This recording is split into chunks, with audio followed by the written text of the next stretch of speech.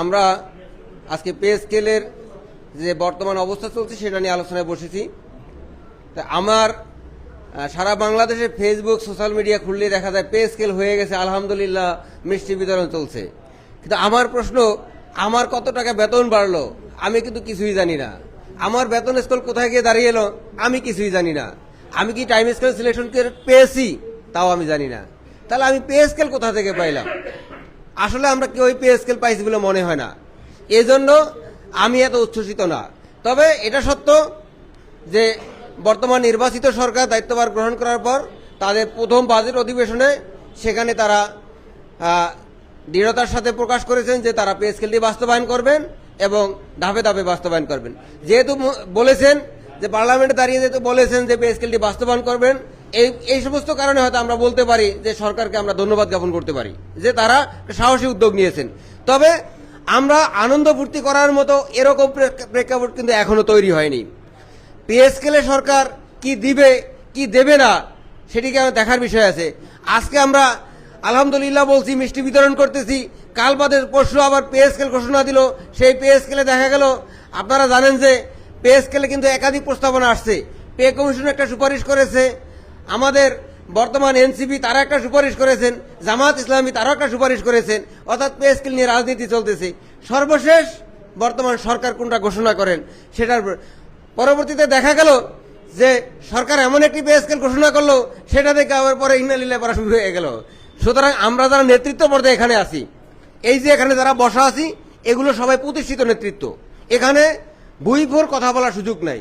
এখানে বাংলাদেশ সরকারি কর্মচারী সমন্বয় পরিষদ আছে, কল্যাণ ফেডারেশন আছে, বিশ্ববিদ্যালয়ের যে সংগঠনগুলো আছে এগুলো প্রতিষ্ঠিত ইউনিয়ন। ইলেকশন কি হবে আমরা ফয়সালা পাই নাই। আমাদের অন্যতম দাবি আউটসোর্সিং প্রথা বাতিল করতে হবে। এখন পর্যন্ত আমরা এই সমস্ত কোনো কিছু পাই নাই।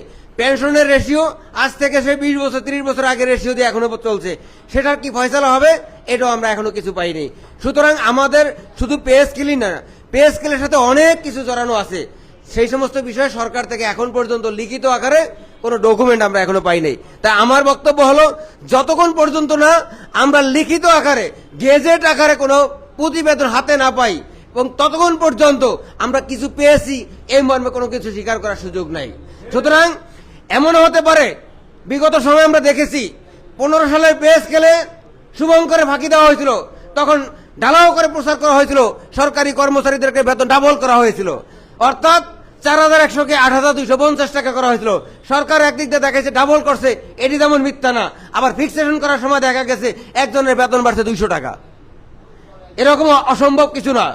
আপনারা দেখছেন আমাদের ইউনূস সরকারের সময় হঠাৎ করে আমাদের যে অন্তর্বর্তীকালীন যে বেতন বাড়াইলো, ফিক্সেশন করতে যায় দেখা গেল কারো বেতন বাড়ছে 237 টাকা। এরকম ঘটনা ঘটতে পারে। আসলে পে স্কেলটি সরকারের সদিচ্ছা থাকলেও পে স্কেলের পিছনে মূল চাবিকাঠি লারে কিন্তু এক শ্রেণীর আমলারা। ওই যে বলি না তথাকথিত সুশীল সমাজ, সিপিডি বা অর্থ মন্ত্রণালয়ে কিছু আমলারা বসে থাকে। এরা এমন কিছু কূটকৌশল প্রয়োগ করে যাতে কর্মচারীরা কোনো ক্রমে যেন বের হইতে না পারে। তাই আমাদের দাবি ছিল এবারের পে স্কেলে যেন বৈষম্যগুলো নিরসন করা হয়। সুতরাং আমাদের মূল দাবি থেকে আমাদের সরে যাওয়ার কোনো সুযোগ নাই। যতক্ষণ পর্যন্ত না বৈষম্য নিরসন না হবে, যতক্ষণ পর্যন্ত না 6 সদস্যের পরিবারের ভরণ পোষণের ক্ষমতা না দেওয়া হয়, যতক্ষণ পর্যন্ত না আউটসোর্সিং এর সিদ্ধান্ত না আসে, যতক্ষণ পর্যন্ত না আমাদের ওই যে কি বলে রেশনিং সুবিধা না আসে, ততক্ষণ পর্যন্ত আমাদের আন্দোলন অব্যাহত রাখতে হবে। এই বিষয়ে আমাদের সবাইকে সতর্ক থাকতে হবে এবং ঐক্যবদ্ধ থাকতে হবে। তবে এটা সত্য, আমরা একটা সময় রাস্তায় নেমে আন্দোলন করেছি, রোড ব্যারিকেড দিতে গিয়েছি। এখান থেকে হয়তো আমাদেরকে আপাতত সরে দাঁড়াইতে হবে। তবে আমাদের এই যে আজকের যে আলোচনা টেবিলটি চলছে, এটা একটা গুরুত্বপূর্ণ উদ্যোগ যে সরকার একটি ঘোষণা দিয়েছে আমরা এখন কি করতে পারি।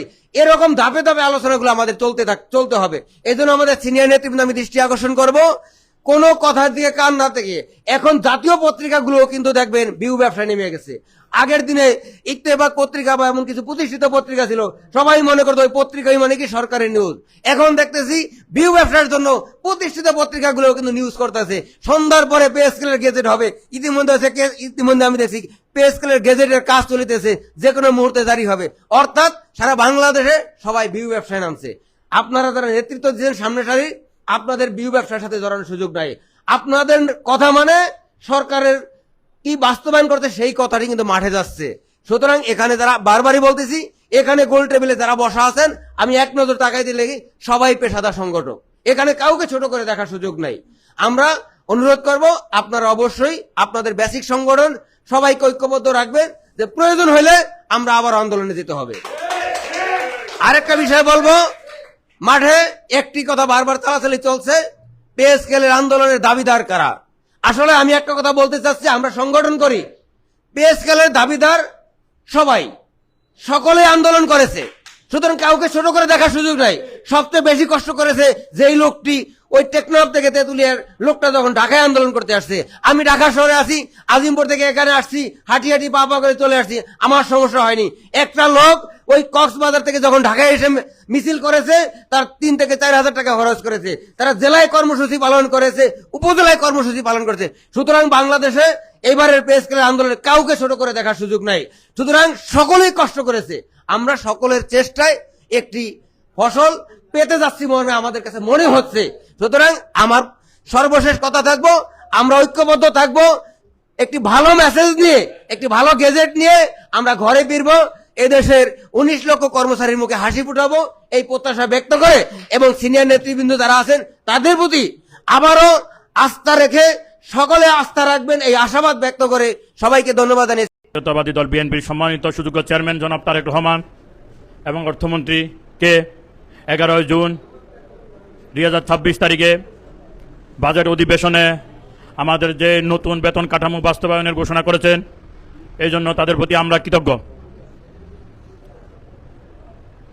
বাংলাদেশ সরকারি দাবি আদায় ঐক্য পরিষদের উদ্যোগে ওয়ানাস্টপুর সর্বনিম্ন যে 35,000 টাকা স্কেলে বেতনের জন্য আমরা আন্দোলন করেছি।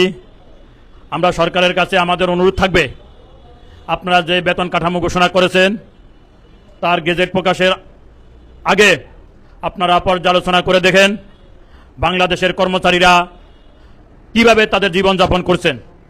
আমার বড় ভাই একটু আগে ঘোষণা দিয়ে গেছেন, যারা 68,000 টাকা বেতনে চাকরি করেন। আপনারা হয়তো দেখেছেন কিছুদিন আগে একটা যে মর্মান্তিক ঘটনা,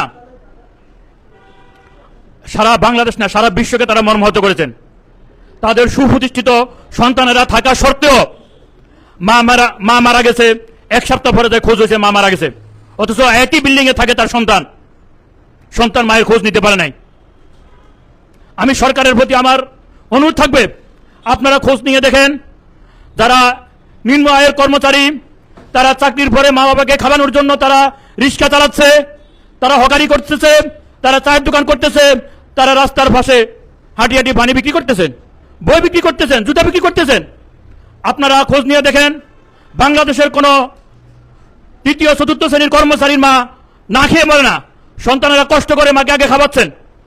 আমি আপনাদের কাছে আমার অনুরোধ থাকবে, আপনারা সবকিছু পর্যালোচনা করে আপনারা যেই বেতন কাঠামোর যেই গেজেট প্রকাশ করবেন, সেই গেজেট প্রকাশের আগে আপনাদের জন্য এটুকু আপনাদের খেয়াল রাখেন।